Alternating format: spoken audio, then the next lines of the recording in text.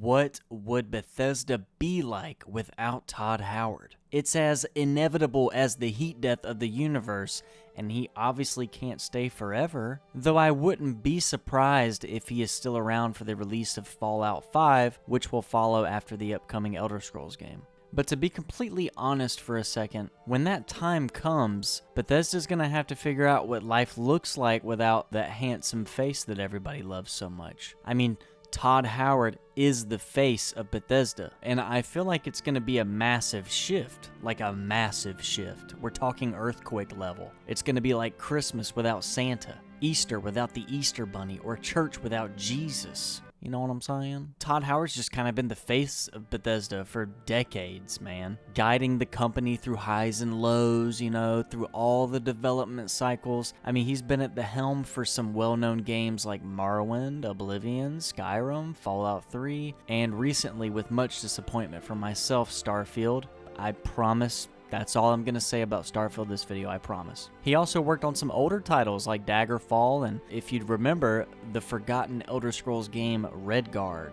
Without him, Bethesda could potentially lose a lot of its creative direction. Whether you like him or hate him, he is responsible for a lot of the creativity that we've seen in the last 20-some years. But what I find more concerning, rather than them losing their creative direction, is I'm concerned about the idea of him not coming out on stage anymore to deliver us massive waves of dopamine. His influence on Bethesda games is undeniable. Almost seems as though he has his hand in every corner of the studio, whether that be art direction, music, gameplay, and other aspects of the development cycle. And there's been a recent video trending lately where they got together a few of past developers that have retired from Bethesda, but they talk about, his mannerisms in the workplace and kind of in general what it was like to work for him. I'll play a few clips from that video, but I will also kind of summarize what all the devs said about him, and yeah, I will link it in the description if you want to go check it out. I really recommend you go check it out. It's like a 12-minute video, and it's pretty interesting to kind of get some insight on how he was in the workplace. They pretty much spoke about how passionate he is about things like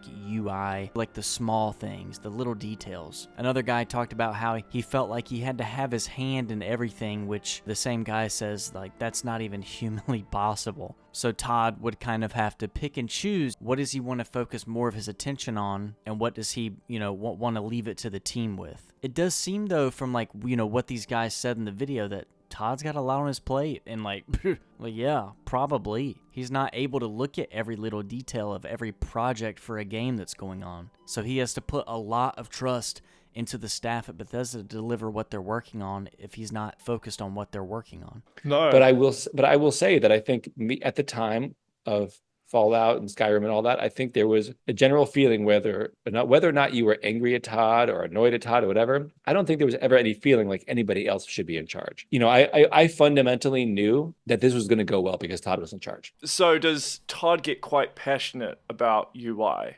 Yeah, like when you're talking about UI, like he literally cares about the kerning of fonts. Like that is 100% not an exaggeration. The level of detail. Wow. Yes. So, what happens when the handsome leather jacket man steps away? I think that the biggest challenge for Bethesda will be finding someone who can fill Todd's shoes, and not just in terms of overseeing game development, but also being that public face. Todd's charisma and enthusiasm are major selling points when Bethesda was revealing games. Who else can give you, nobody else can give you this feeling of this is going to be the greatest thing ever vibe like Todd did. I hate myself for being this way, but if he announced another version of Skyrim, I would be fine with it. I think that's just because I have so many good memories of watching him at big events and waiting on the edge of my chair, just hanging on to every word he says, just waiting for that next big reveal or surprise. I think without him though, Bethesda could lose some of that special connection that they have with fans. I think that without Todd, instead of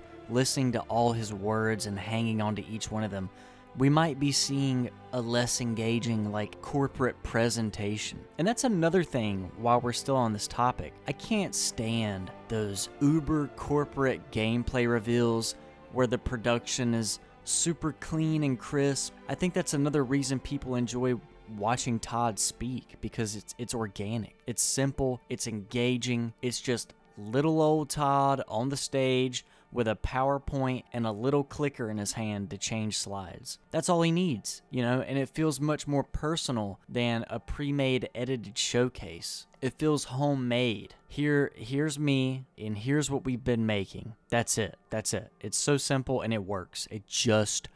Guys, it just works. Now let's talk about Bethesda's direction after Todd leaves. He's been pushing the boundaries, I think, of Bethesda games for years. Not like by a whole lot, and maybe almost revolutionary. And I'm not trying to glaze here, okay? But I do think he has brought a lot of good ideas to the table that keeps players engaged. There's a reason why people still play Skyrim. Maybe we'd see a shift towards smaller, more focused games rather than massive open world titles. Or perhaps the focus on single player experiences might take a hit. I mean, I swear to God, everybody's moving to live service games because that's where the money is. I mean, maybe that's where they might go. In terms of Bethesda's direction after Todd Howard leaves, part of me hopes that the studio changes and part of me hopes that they don't change, but rather they take the foundations that they've built on now and just improve them.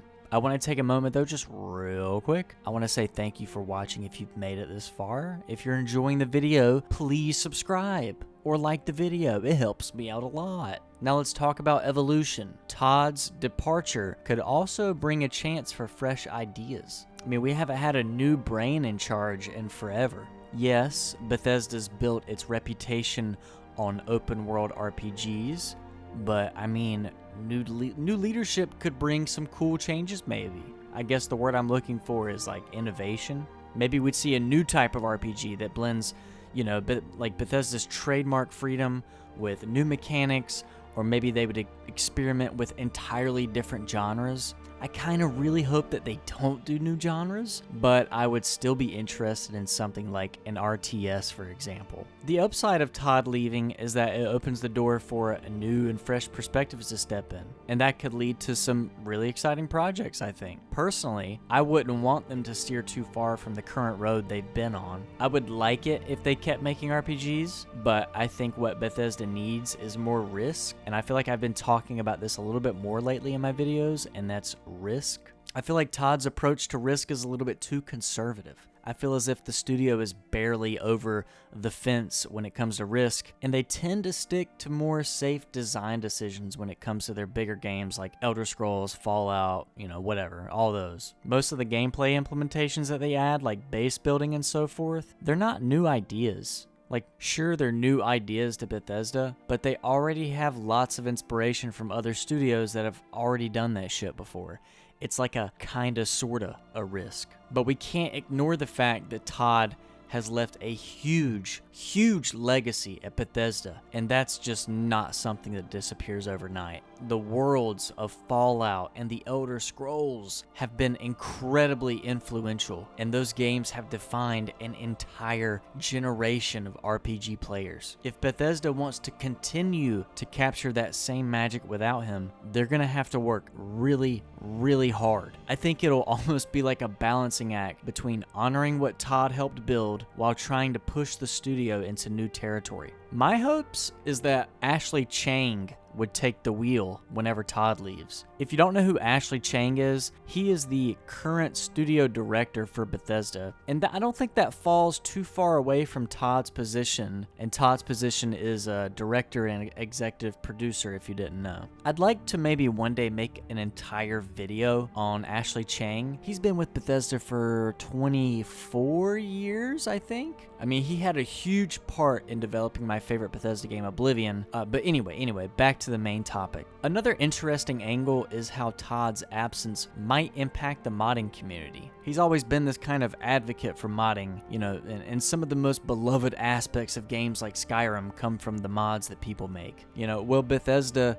continue to foster that ecosystem without Todd's guidance? Will the modding community still get the same kind of support through the studio? Because Todd has been very vocal about his support for the modding community, and I mean, he's even gone as far as hiring some of the more well-known modders out there, like Emmy Jankari. I think that's her name. Emmy was like, I think she was the head writer for the Fallout London mod, and she was actually hired to work on things like clutter for Starfield. So yeah, I mean, it's very obvious that Todd cares a lot about the modding community. He freaking hires them. I just hope that this is still reflected whenever he actually leaves. I personally think that the love that he has for modders will hang out though, like long after he's gone. I really believe that. And finally, Todd's retirement also might impact the studio's relationship with fans. He's had that personal touch with the community for years, responding to feedback, even appearing in interviews where he shares his love for the games and where he's just able to talk about, you know, games that he likes to play. Todd is a gamer. He's a gamer who likes games, who makes games. He's been on podcasts like Lex Friedman, and he's even been on some YouTube channels like Mr. Matty Plays. I'm sure some of you guys know that, which I thought that was an excellent interview. If you have not watched the Mr. Matty Plays interview, I would highly recommend it. I'll put it in the description. As a matter of fact, I'll put that one and the Lex one in the description. I think that without Todd, Bethesda might steer a little bit more into that corporate kind of mode, focusing more on product launches and press releases. Of course, I mean, they're still a company. They need to make money and do all that soulless corporate bullshit. But the personal connection fans have with the studio could feel a little bit more distant, I think, which is something that might be hard to replicate no matter who takes over. I mean, it's not impossible, but it'll be a big challenge for whoever steps into that spotlight. You can definitely feel that distance becoming longer over the years.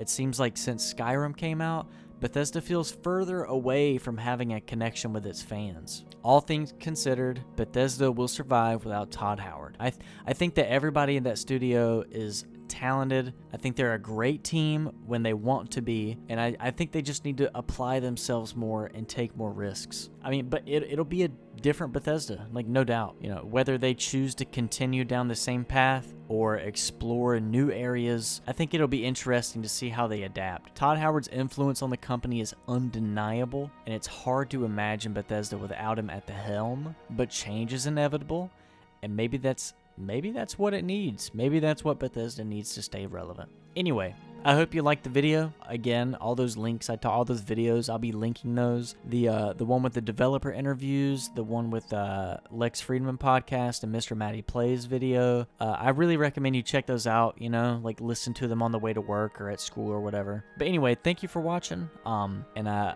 hope to see you soon. See ya.